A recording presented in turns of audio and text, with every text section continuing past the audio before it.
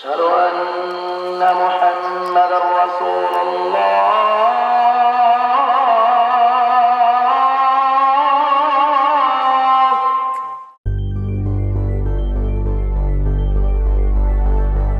देखिए, मदरसा जो लफ्ज़ है ये अरबी के उस लफ्ज़ से आता है कि दर्स, और दर्स का मतलब होता है टू टीच, पढ़ाना। दर्स देना मतलब पढ़ाना, शिक्षा देना, जिसे आप कहते हैं हिंदी में शिक्षा देना। तो दर्स का जो प्लूरल हुआ है, जो दर्स का जो जमा हुआ, वो हो गया मदरसा। तो एक तरह से आप कह लें तो सिनोनिम ही है स्कूल का मदरसा। अऊज़ु बिल्लाहि मिनश्शैतानिर्रजीम, बिस्मिल्लाहिर्रहमानिर्रहीम। बाहर एक परसेप्शन है, ये थोड़ा मतलब स्टीरियोटाइप हो सकता है, लेकिन बाहर एक परसेप्शन है कि हो सकता है कि मदरसे में सिर्फ रिलीजियस टीचिंग होती हो, ऐसा है? ये हमारा तो मकसद ही यही कायम करने का कि दुनियावी तालीम के साथ, दीनी तालीम के साथ साथ दुनियावी तालीम भी दी जाए, ताकि हमारे बच्चे किसी भी कंपटीशन में किसी भी तरीके से कहीं पर कोई कमज़ोरी ना दिखे इनको। तुमको क्या बनना है? अभी डॉक्टर बनना है, कार्डियोलॉजिस्ट। टीचिंग, टीचर बनना है। आजकल तो इंग्लिश और मॉडल हो रही है, उसमें हम लोग भी और सीखते जा रहे हैं। क्या चल रहा है केजी में इन दिनों? कैसे? हाँ, कार्टून देखते हैं, कार्टून देखते हो? किस चीज़ पे? मोबाइल पे। ठीक है, तो क्या प्लान है आगे का? कुछ नहीं, अभी कोई प्लान नहीं है, चिल्ड। ये देखो, ये सॉर्टेड लड़के हमारे बीच में। एक परसेप्शन इस तरह का बना दिया गया है, वरना तो अब अगर आप देखिए मौलाना अबुल कलाम आज़ाद से लेकर डॉक्टर APJ अबुल कलाम तक, ये दोनों लोग मदरसे से ही पढ़े थे।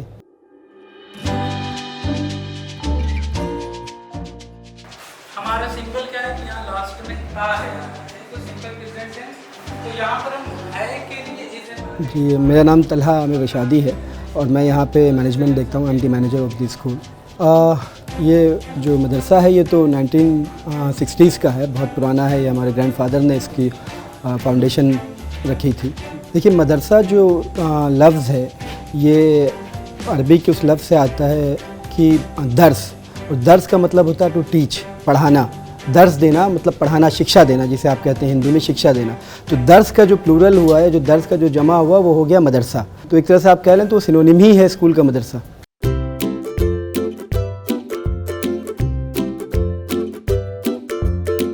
जो हमारा राष्ट्रगान है उससे वो होती है, उसके बाद फिर दुआएं होती हैं। मदरसा बोर्ड का मदरसा होता है, तो उसका मदरसा बोर्ड डिसाइड करता है क्या पढ़ाई होगी।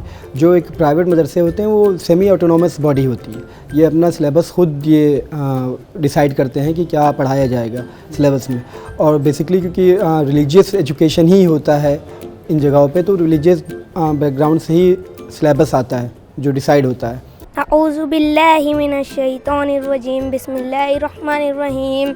अरअयतल्लज़ी युकज़्ज़िबु बिद्दीन फ़ज़ालिकल्लज़ी यदउल यतीम वला यहुद्दु अला तामिल मिस्कीन फ़वैलुल लिलमुसल्लीन अल्लज़ीना हुम अन सलातिहिम साऊन अल्लज़ीना हुम युराऊना व यमनऊनल माऊन। ये वेरीफाई करेगा इसने सही पढ़ा। आपका नाम क्या हुआ? मेरा नाम अनीसुर रहमान है। ठीक है, और अच्छा पढ़ा इन्होंने, सही पढ़ा है। माशाअल्लाह। तो आप यहाँ पे टीचर हैं? जी, इंग्लिश और मैथ हम पढ़ाते हैं यहाँ पर, स्पेशली 9th-10th के लिए, और बाकी भी जहाँ ज़रूरत पड़ती है उसका सपोर्ट करते हैं। ठीक है। कोशिश होती है अपने स्कूल पर मेहनत करके बच्चों को अच्छा से अच्छा बनाया जाए।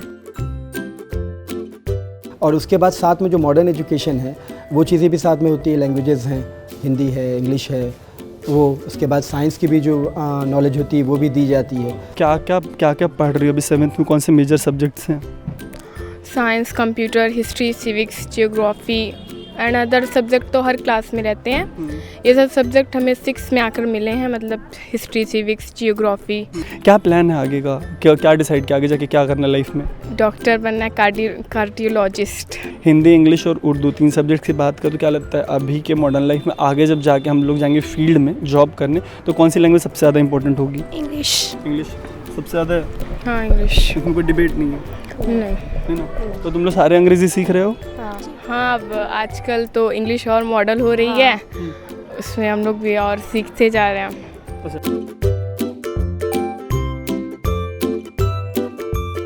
बिल्कुल नहीं पूछना चाहिए, एकदम क्राइम है 4th स्टैंडर्ड के बच्चे से ये पूछना कि आगे जाके क्या बनना है। बट कोई प्लान है आगे जाके क्या करना है लाइफ में? टीचर बनना है। ठीक है, तो कौन सा सब्जेक्ट फेवरेट है आफिया का? मैथ्स। देखिए मेन स्ट्रीम स्कूल से तो थोड़ा जो मदरसा का पोर्शन है वो उससे डिफरेंट होता है। तो ऑब्वियसली ये होता है कि हमारे यहाँ फोकस तो ऑब्वियसली रिलीजियस एजुकेशन पे है, बट हम एक कंपैटिबल सिटीज़न बनाना चाहते हैं कि जो बच्चा हमारा निकल कर आए तो वो अपने आप को कहीं भी आइसोलेटेड या एलिनेटेड ना महसूस करे। क्या नाम हुआ आप? हुमा आमिर। ठीक है, तो हुमा आप यहाँ पे किन किन क्लास के बच्चों को पढ़ा रही हैं? 6, 7 and 8। हाँ जी, उन्हें मैं इंग्लिश भी पढ़ाती हूँ और साइंस प्लस पर्सनालिटी डेवलपमेंट की कभी कभी क्लासेस हो जाती हैं। तो ग्रेजुएशन में यहाँ जो पूर्वांचल यूनिवर्सिटी है उससे हम मान्यता प्राप्त रिकग्नाइज्ड हैं, तो वो बच्चे हमारे ग्रेजुएशन में उनका एडमिशन डायरेक्ट हो जाता है। ये 2 डिग्री है, आलिम और फाजिल 10th और 12th के लेवल इक्वलेंट होती है। हाँ, ज़्यादातर बच्चे तो देखिए थोड़ा सा कमज़ोर तबके के ही होते हैं और इसीलिए वो हॉस्टल में भी यहाँ रहते हैं, यहीं उनका खाना पीना रहन सहन भी होता है। फ़ीस देखिए बहुत ज़्यादा फ़ीस तो नहीं होती है, फ़ीस एवरेज वो डिपेंड करता है, कुछ जगहों पे 100 के अंदर ही है, कुछ जगह 200-300 के अराउंड ही फ़ीस रहती है मंथली जो ट्यूशन फ़ीस है।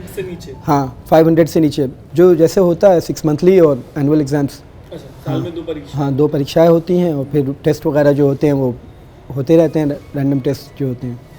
एक परसेप्शन इस तरह का बना दिया गया है, वरना तो अब अगर आप देखिए मौलाना अबुल कलाम आज़ाद से लेकर डॉक्टर APJ अबुल कलाम तक, ये दोनों लोग मदरसे से ही पढ़े थे। जो उनकी प्राइमरी एजुकेशन होती थी बेसिकली हम लोग, मैं भी मदरसे से ही पढ़ा हूँ, इसी मदरसे से पढ़ा हूँ, मेरी प्राइमरी एजुकेशन उसी से हुई है। आप मुझसे बात कर रहे हैं इतनी देर से, आपने नैरेटिव मेरा भी आपने अपना एक परसेप्शन बनाया होगा।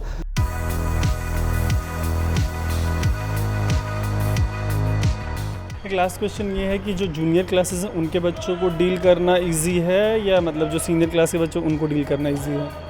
जूनियर क्लास के बच्चे क्यूट होते हैं तो वो आराम से बातें सुन भी लेते हैं, लेकिन शरारतें उनकी ज़्यादा होती हैं, तो सीनियर क्लास के बच्चों को कंट्रोल करना ज़्यादा इजी है। नीचे ना, ये मेरा भी पर्सनल, मैंने एक बार पढ़ा तो नीचे क्लास के बच्चों का आई थिंक डिफ़िकल्ट होता है। डिफिकल्ट होता है, हाँ हाँ। ABCDEFGHIJKLMNOPQRST UVWXYZ। एक साथ बीच में एक बार बस सांस ली, लड़ाई होती है यहाँ पे। कौन किसको धक्का देते हैं यहाँ पे तेज? अब्दुल्ला। तो ये जो अब्दुल्ला यही है जिसको धक्का देते हो? तो अब्दुल्ला ये जब तुमको धक्का देता है तो तुम क्या करते हो वापसी में? ये बोल रहे तुमको धक्का देता है धक्का, तो तुम क्या करते हो फिर? बदतमीज। कौन सी क्लास में हो तुम? LKG। तुम दोनों LKG में सेम क्लास में? अच्छा ठीक है। तुम दोनों फ्रेंड हो या दुश्मन हो? दुश्मन। तो ये तुम्हारा सबसे बड़ा दुश्मन है, इससे भी बड़ा दुश्मन है कोई क्लास में? ये जो क्या बड़ा वाला दुश्मन।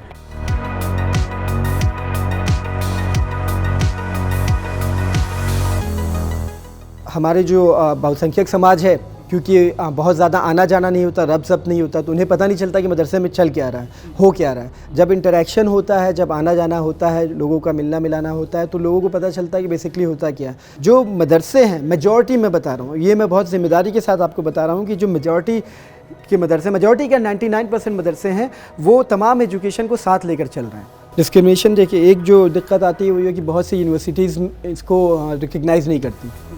जैसे जो मैंने आपने कहा कि जो हमारी आलिम और फाजिल की डिग्री है, तो जो कुछ मेन यूनिवर्सिटीज़ हैं वो तो करती हैं रिकग्निशन के लिए, बहुत सी जगहों पे प्राइवेट यूनिवर्सिटीज़ में इसको अप्रूव नहीं करते, वो इक्विवेलेंट नहीं मानते 10th 12th के, तो वहाँ प्रॉब्लम्स आती है। मदरसे में देखिए कोशिश तो हो रही है, रिफॉर्म्स तो होते रहते हैं, लोग वक्त के साथ लोग प्रोग्रेस भी कर रहे हैं। आप देखिए मदरसे में हमारे यहाँ भी कंप्यूटर है, ज़्यादातर मदरसे में कंप्यूटर्स हो गए हैं। हमारा कैंपस वाईफाई है, मदरसे में भी हाँ वाईफाई कैंपस है। जो छोटे मदरसे हैं, मैंने आपको कहा क्योंकि मदरसे ज़्यादातर डोनेशन पे चलते हैं, फंडिंग पे चलते हैं, तो उनकी फंडिंग भी बहुत लिमिटेड होती है, उनको सपोर्ट भी बहुत कम होता है। तो ये चीज़ें अगर टेक्नोलॉजी आपको लानी है, तो कंप्यूटर लाना है, तो आपको उसके लिए फंडिंग चाहिए, पैसे चाहिए, रुपये चाहिए। तो वो चाह के बहुत से जो छोटे मदरसे हैं वो बदलाव नहीं कर पाते क्योंकि उनके रिसोर्सेज उतने नहीं हैं। पर्दे की जो बात आती है, बहुत ज़्यादा हिजाब, लोग कहते हैं कि पर्दा जो नकाब है वो ऑब्स्ट्रक्शन है औरतों के बीच में। नकाब सिर्फ औरतों के लिए, नकाब यहाँ मर्दों के लिए भी पर्दा है कि आपको जो गैर औरतें हैं आप उनके सामने निगाह नीचे रखिए। देखिए हाँ, हमने ये कहा कि ये प्राइवेट ऑटोनोमस मदरसा है, हाँ ये मदरसा बोर्ड्स वाला मदरसा नहीं है। ये जो फ़ंड की बात आप कर रहे हैं, ये मदरसे बोर्ड के लिए गवर्नमेंट ने फ़ंड दिया होगा, और ये कहाँ तक पहुँचा, कितना पहुँचा, ये तो मदरसा जो वो एफिलिएटेड मदरसे हैं वही बता पाएंगे कि उन तक ग्रास रूट तक वो फ़ंड पहुँचा कि नहीं पहुँचा। इस बारे में तो वही बता सकते हैं।